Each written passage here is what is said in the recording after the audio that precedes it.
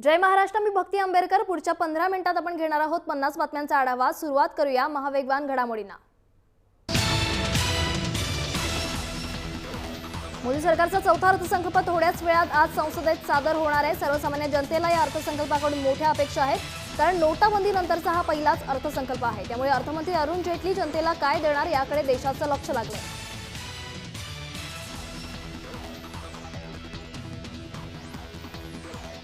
या वर्षीच्या बजेटमध्ये 2.5 लाख रुपयांपर्यंतच्या उत्पन्नाची करमुक्तीची मर्यादा 2.5 लाखांवरून 3 किंवा 3.5 लाख रुपये केली जाऊ शकते असा अंदाज लावला जातोय। कारण 2.5 लाख रुपयांपर्यंतच्या कमाईवर कोणताही कर लागत नाही। त्यामुळे असं झाल्यास कर भरणाऱ्यांची 5,100 रुपये ते 10,300 रुपयांपर्यंत बचत होऊ शकते।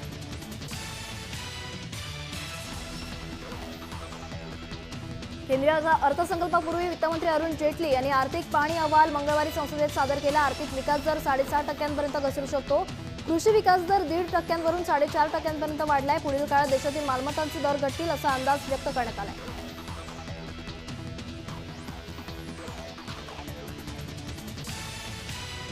राष्ट्रपतींच्या अभिभाषणानं अर्थसंकल्पाला सुरुवात झाली। सुरुवातीलाच प्रणव मुखर्जींनी यंदाचा अर्थसंकल्प ऐतिहासिक असल्याचं म्हटलंय। संसदेच्या संयुक्त सभागृहातील अभिभाषणात राष्ट्रपती प्रणव मुखर्जींनी केंद्र सरकारनं राबवलेल्या योजनांचा पाढा वाचला।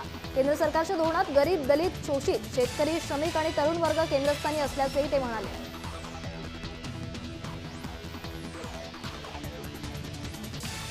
इंडियन युनियन मुस्लिम लीगचे राष्ट्रीय अध्यक्ष आणि खासदार अहमद यांचं निधन झालंय। ते 78 वर्षांचे होते। मंगळवारी अर्थसंकल्पीय अधिवेशनाच्या पार्श्वभूमीवर राष्ट्रपती प्रणव मुखर्जींचं अभिभाषण सुरू होतं आणि त्यावेळी अहमद यांची प्रकृती बिघडल्यानं संसदेतील कर्मचाऱ्यांनी त्यांना रुग्णालयात नेलं। मात्र उपचारादरम्यान अहमद यांनी मंगळवारी रात्री उशिरा अखेरचा श्वास घेतला।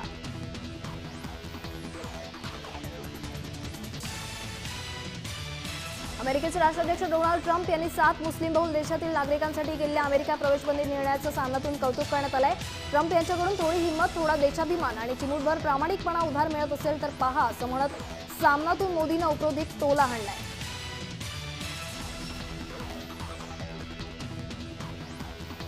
सत्तेसाठी उद्धव ठाकरेंनी मातोश्रीला मोदींसमोर गहाण टाकलं अशी खरपूस टीका एमआयएमचे आमदार अकबरुद्दीन ओवैसींनी केली। महापालिका निवडणुकीच्या पार्श्वभूमीवर ओवैसी यांनी ही टीका केली। शरद पवार हे सेक्युलर नेते नसून शिवसेनेनं पाठिंबा देण्यास नकार दिल्यानंतर पवार पाठिंबा देण्यासाठी पुढे आले, पण शिवसेनेनं सत्तेसाठी भाजपला पाठिंबा दिला आणि मातोश्रीला मोदींसमोर गहाण टाकल्याची टीका अकबरुद्दीन ओवैसी यांनी केली।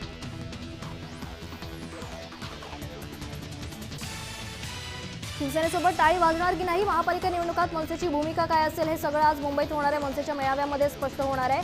शिवाजी मंदिरमध्ये होणाऱ्या मेळाव्यात मनसे अध्यक्ष राज ठाकरे मनसैनिकांना मार्गदर्शन करणार आहेत आणि याच मेळाव्यात मनसे उमेदवारांची यादी जाहीर होण्याची शक्यता असल्याची माहिती सूत्रांनी दिली आहे।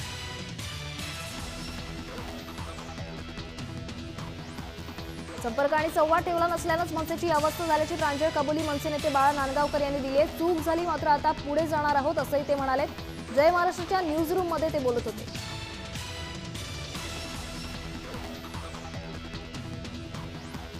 बीएमसी निवडणुकांच्या तोंडावर शिवसेनेसोबत युती न होण्यापाठोपाठ मनसेला आणखी एक धक्का बसलाय। मनसेचे बोरिवली येथील नगरसेवक चेतन कदम यांनी शिवसेनेत प्रवेश केलाय। त्यावेळी पक्षातून बाहेर पडलेले अनेक जण पक्षात परत येत असल्याचं मत उद्धव ठाकरेंनी व्यक्त केलं।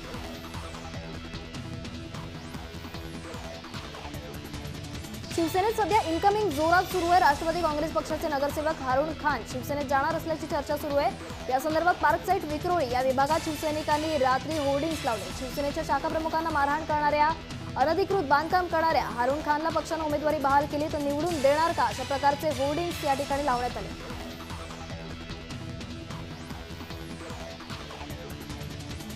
मुंबईतील 6 लोकसभा मतदारसंघांपैकी 5 मतदारसंघातील उमेदवारी निश्चित झाली आहे। लवकरच ही यादी जाहीर करू असं भाजपचे मुंबई अध्यक्ष आशिष शेलार यांनी स्पष्ट केलं आहे।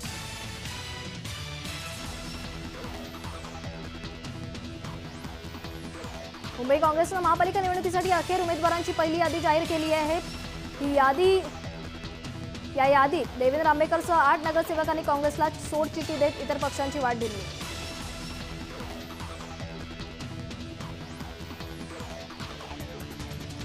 नागपूरमध्ये राष्ट्रवादी काँग्रेसनं स्वबळावर लढण्याची घोषणा करून टाकली। ज्या ठिकाणी राष्ट्रवादीसाठी पोषक वातावरण आहे अशा ठिकाणच्या जागा सोडण्यास काँग्रेस तयार नसून त्यांचं वेळ काढून धोरण सुरू आहे। यामुळे राष्ट्रवादीनं नागपूर महानगरपालिका निवडणूक स्वबळावर लढण्याचा निर्णय घेतला असल्याची माहिती माजी मंत्री अनिल देशमुख यांनी दिली आहे।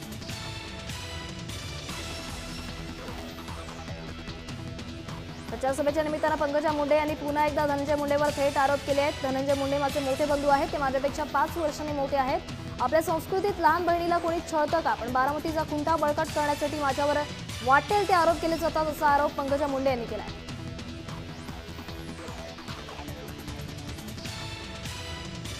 पुण्यातील आघाडीत बिघाडीची चिन्ह पाहायला मिळतात। या ठिकाणी जागा वाटपाचा तिढा सुटत नाहीये। जागांच्या अदलीबदलीमुळे मोठे वाद होत असून काँग्रेस एकटी लढण्याची शक्यता वर्तवली जाते आणि या संदर्भात काँग्रेसची बैठक होणार आहे। यावेळी आघाडीत उठल्याचा निर्णय अशोक चव्हाण जाहीर करण्याची शक्यता आहे।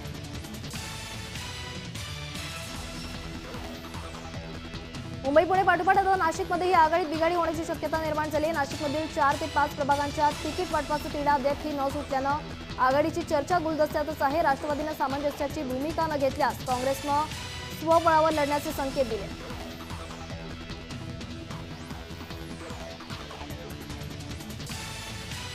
पुणे महापालिकेत राष्ट्रवादीसोबत आघाडीबाबत बोलणी सुरू असल्याचं अशोक चव्हाण यांनी म्हटलंय। काँग्रेसच्या जिल्हाध्यक्षांनी राष्ट्रवादीच्या जिल्हाध्यक्षांना याबाबत पत्र लिहिल्याचं ते म्हणाले। दरम्यान 18 जागांचा प्रस्ताव काँग्रेसने दिलाय, तर काँग्रेस जिंकून येईल अशा 9 जागांसाठी आग्रही धरल्याचं चव्हाणांनी सांगितलंय।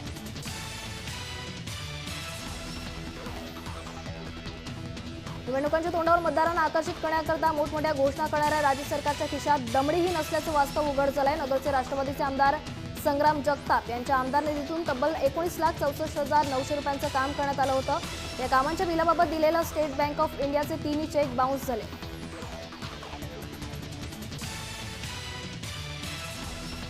राज्याचे गृहराज्यमंत्री डॉक्टर रणजित पाटील अडचणीत सापडण्याची शक्यता आहे। रणजित पाटील हे अमरावती पदवीधर मतदारसंघात भाजपचे उमेदवार आहेत।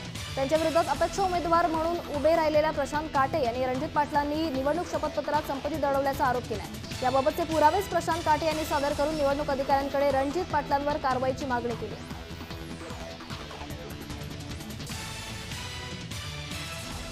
भाजप खासदार अजय संचेतींच्या बनावट पत्राचा वापर करून फसवणूक केल्याप्रकरणी रत्नागिरी पोलिसांनी एकाला अटक केली आहे। अजय संचेतीच्या नावाचं बनावट पत्र तयार करून रत्नागिरीतल्या जिल्हा नियोजन मंडळाला 10 कामं सुचवण्यात आली होती। मात्र यासाठी लागणाऱ्या निधीच्या पैशाचा विषय आला, त्यावेळी हा सारा बनाव उघड झाला। त्यानुसार पोलिसांनी मोबाईल लोकेशनवरून आरोपी संतोष नारायणकरच्या मुसक्या आवळ्यात खासदार अजय संचेतीच्या बनावट पत्राचा वापर करून फसवणूक करण्यात आली।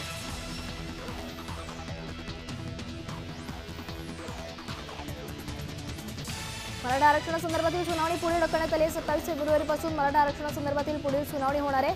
27 तारखेला उच्च न्यायालयात सर्व पक्षकारांचं मत ऐकून घेणार आहे। तसंच सरकारकडून वारंवार नवनवीन शपथपत्र दाखल केलं जात आहे, त्यामुळे उच्च न्यायालयानं नाराजी व्यक्त केली आहे।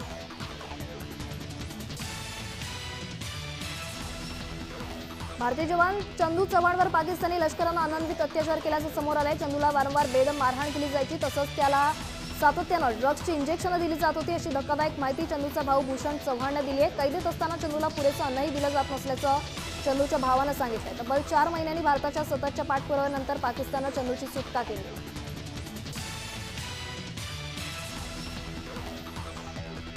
शहीद जवान गणेश ढवळे यांचं पार्थिव पुण्याहून वाई तालुक्यातील आसरे गावी रवाना झालंय। काश्मीरच्या मच्छीमधील हिमस्खलनात 5 जवानांचा मृत्यू झाला होता, त्यातील 3 जवान महाराष्ट्रातले आहेत। साताऱ्यातील शहीद जवान गणेश ढवळे यांच्या मृत्यूची माहिती मिळताच वाई तालुक्यात शोककळा पसरली आहे। त्यांच्या पश्चात आई, वडील, पत्नी आणि 5 महिन्यांचा मुलगा आहे।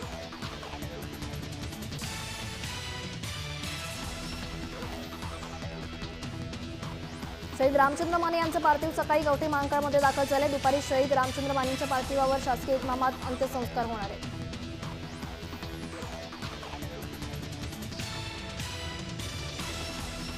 जम्मू काश्मीरमध्ये झालेल्या हिमस्खलनात महाराष्ट्रातील 3 जवान शहीद झाले। त्यात परभणीचे जवान बालाजी अंबोरे यांचाही समावेश आहे। अंबोरेंच्या निधनाची बातमी कळताच परभणीतील ताडकळस गावावर शोककळा पसरली, त्यामुळे गावकऱ्यांनी गावातील सर्व व्यवहार बंद ठेवले। त्याच्यावर बुधवारी राहत्या गावात अंत्यसंस्कार करण्यात येणार आहे।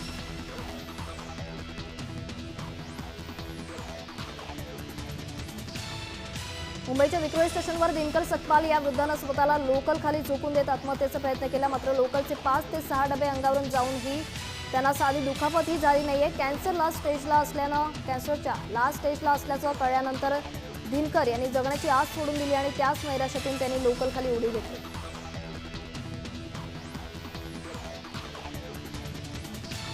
गोंदियाच्या देवरी शहरात पिसाळलेल्या कुत्र्यामुळे नागरिक भयभीत आहेत आणि या कुत्र्यानं आतापर्यंत 14 जणांचा चावा घेतलाय। दरम्यान मंगळवार म्हणजे येथील बाजाराचा दिवस असल्यानं गावात मोठ्या प्रमाणावर गर्दी होती। कुत्र्यांना चावा घेतलेल्या लोकांमध्ये बाहेरगावाहून आलेल्या लोकांची संख्या मोठी आहे।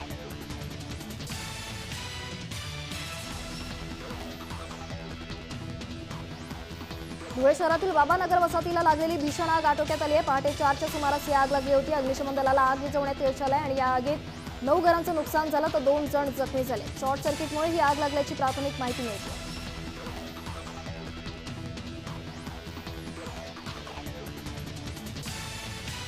चंद्रपूरमध्ये दुबाकूळ घालणाऱ्या नरभक्षी वाघाला जेरबंद करणं शक्य होत नसल्यानं त्याला गोळा घालण्याचे आदेश वन मंत्रालयाकडून देण्यात आले। चंद्रपूर जिल्ह्यातील शिंदेवाई तालुक्यात गेल्या अनेक दिवसांपासून या नरभक्षी वाघामुळे नागरिकांमध्ये भीतीचं वातावरण पसरले आणि त्यामुळे लोकांवर दिवसा उजेडी सुद्धा जीव मुठीत घेऊन बसण्याची वेळ ओढवली।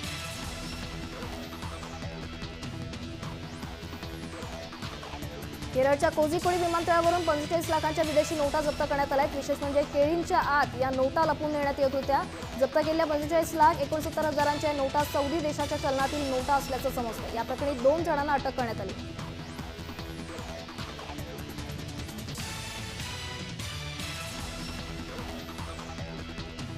डॉक्टर नरेंद्र दाभोलकर यांच्या हत्या प्रकरणात सीबीआयने डॉक्टर वीरेंद्र तावडे यांच्या विरुद्ध दोषारोपपत्र दाखल केलं। या प्रकरणाचा पुढील तपास सुरू असल्यामुळे या खटल्याची सुनावणी तहकूब करण्यात यावी असा अर्ज सीबीआय तर्फे कोर्टात सादर करण्यात आला। तर या अर्जावरची पुढील सुनावणी 14 फेब्रुवारीला होणार आहे।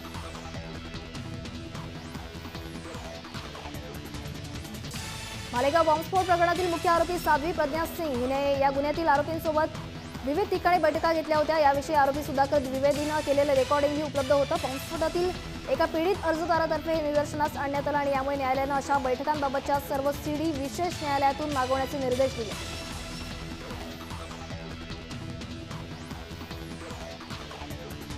निवडणुकीच्या काळात सार्वजनिक मालमत्तांचं विद्रुपीकरण करू नये असे केंद्रीय निवडणूक आयोगानं आचारसंहिता आणि मार्गदर्शक तत्वांमध्ये म्हटलंय। यामुळे बेकायदा होर्डिंग बॅनरबाजीमुळे शहरांच्या होणाऱ्या विद्रुपीकरणाच्या प्रश्नात निवडणूक आयोगानं आता लक्ष घातलंय। तसंच योग्य ती कारवाई करावी असे निर्देश मुंबई उच्च न्यायालयानं दिले।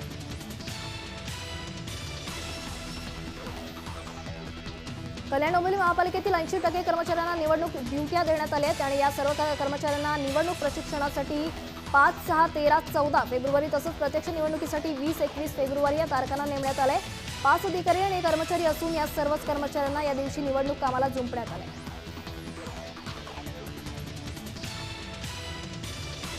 राज्यभरात होत असलेल्या स्थानिक स्वराज्य संस्थांच्या निवडणुकांमध्ये खासगी शाळांमध्ये शिक्षकांच्या नियुक्तीला मुंबई हायकोर्टानं स्थगिती दिली आहे। शालेय कामकाजाबरोबरच निवडणुकीचे कामकाज करणं अशक्य असल्याबाबतची याचिका शिक्षक आणि शाळा संस्था चालकांनी केली होती आणि यावर मुंबई हायकोर्टानं हा निर्णय दिला।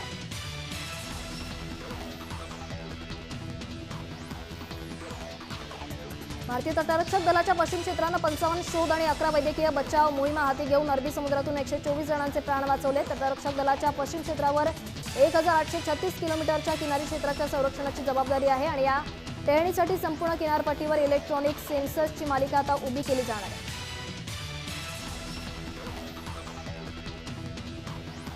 एसटी महामंडळाच्या मेगा भरतीतील उमेदवारी अर्ज भरण्याची अंतिम मुदत 3 फेब्रुवारीऐवजी 11 फेब्रुवारीपर्यंत वाढवण्यात आली। महाराष्ट्र कर्नाटक सीमा भागातील मराठी भाषिक उमेदवारांना संधी मिळावी या दृष्टीनं हा निर्णय घेतलाय। तसंच रहिवासी आणि वास्तव्याचा दाखला असणाऱ्या इच्छुक उमेदवारांना अर्ज करण्याची संधी मिळणार आहे।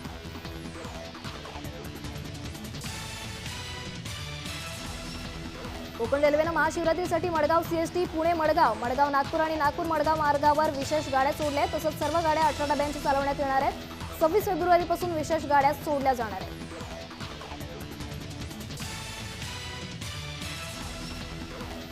शाळांमध्ये दरवर्षीप्रमाणे यंदाही 10वी आणि 12वीच्या बोर्डाच्या परीक्षांसाठी केंद्र जाहीर करण्यात आलं आहे। दोन्ही परीक्षांसाठी एकच केंद्र आल्यानं मुंबईतील अनेक शाळांना इतर इयत्तांचं शैक्षणिक वेळापत्रक सांभाळणं कठीण होत आहे। दोन्हीपैकी एकाच परीक्षेसाठी केंद्र द्यावं अशी मागणी शिक्षक संघटनांकडून करण्यात येते।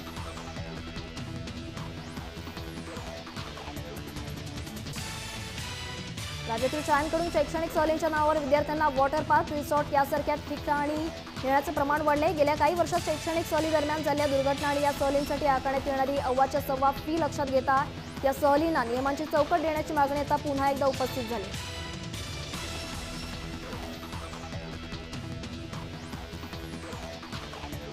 मुंबईसह राज्यात किमान 7,000 बेकायदा पॅटल्यापासून त्यामुळे रुग्णांच्या जीवाला धोका निर्माण होतोय। हे सरकारच्या वारंवार निदर्शनास आणून देऊन ही बेकायदा लॅबवर बंदी घातली जात नाहीये।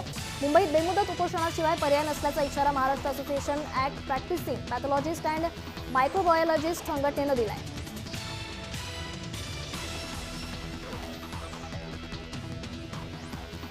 उरण बेलापूर मार्गाच्या रुंदीकरणाआड येणाऱ्या सुमारे 171 झाडांवर आता महापालिकेची कुऱ्हाड पडणार आहे। महापालिकेच्या वृक्ष प्राधिकरण समितीने काही दिवसांपूर्वी या प्रस्तावाला मंजुरी दिली आहे। सायन पनवेल महामार्गावरील नेरूळ उड्डाण पुलाखालून बेलापूर उरण मार्ग सुरू होते। या मार्गावर झाडं रुंदीकरणात अडथळा ठरत असल्यामुळे तोडण्यात येणार आहेत।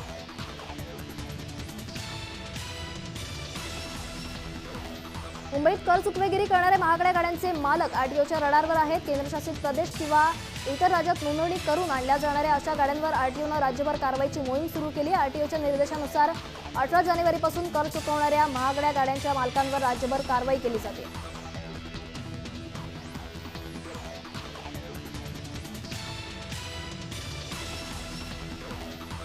पुणे महापालिका निवडणूक मतदानाच्या दरम्यान दोन्ही महापालिकांनी पीएमपीकडे सुमारे 900 बस मागितल्या आहेत। पुण्यात सुमारे 4000 तर पिंपरी चिंचवडमध्ये सुमारे 2500 मतदान केंद्र आहेत। प्रत्येक केंद्रात इलेक्ट्रॉनिक वोटिंग मशीन पोहोचवणं, कर्मचाऱ्यांची ने-आण करणं आदींसाठी पुणे महापालिकेनं 600 तर पिंपरी चिंचवड महापालिकेनं 280 बसची मागणी पीएमपीकडे केली आहे।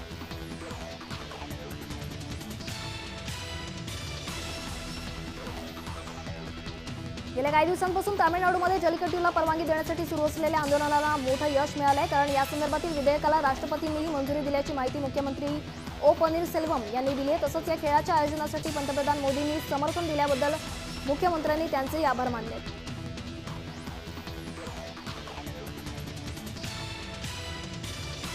पद्म पुरस्कार जाहीर झाल्यानंतर आठवड्याभरानं पंतप्रधान नरेंद्र मोदींनी त्यावर भाष्य केले। दरवेळी जसा सत्तास्थानांचा सन्मान होतो तसं न करता यावर्षी पहिल्यांदाच सामान्य मानकरींचा पद्म पुरस्कारांनी गौरव करण्यात आल्याचं पंतप्रधान म्हणाले। एनडीएतील घटक पक्षांना संबोधित करताना पंतप्रधान नरेंद्र मोदींनी पद्म पुरस्कारांवर भाष्य केलं।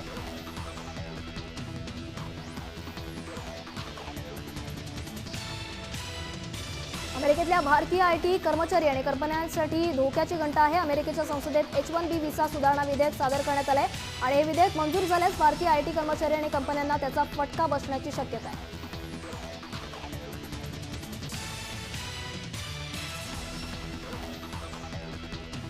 सरकारनं डिजिटल इंडियासाठी नुकतंच सुरू केलेलं भीम ॲप आता आधारशी जोडण्यात आलंय। म्हणजेच आता भीम ॲप युजर्सला आपला 12 डिजिट आधार कार्डचा नंबर वापरून डिजिटल व्यवहार करू शकतात। याशिवाय येत्या काही दिवसात सरकार आधार पे देखील लॉन्च करणार आहे।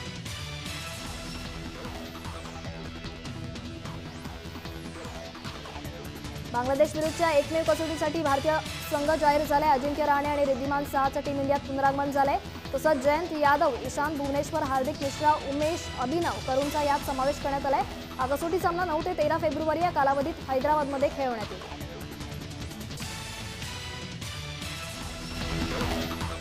महापासमध्ये वेळ झाली इथेच थांबण्याची। तुम्ही पाहत राहा जय महाराष्ट्र।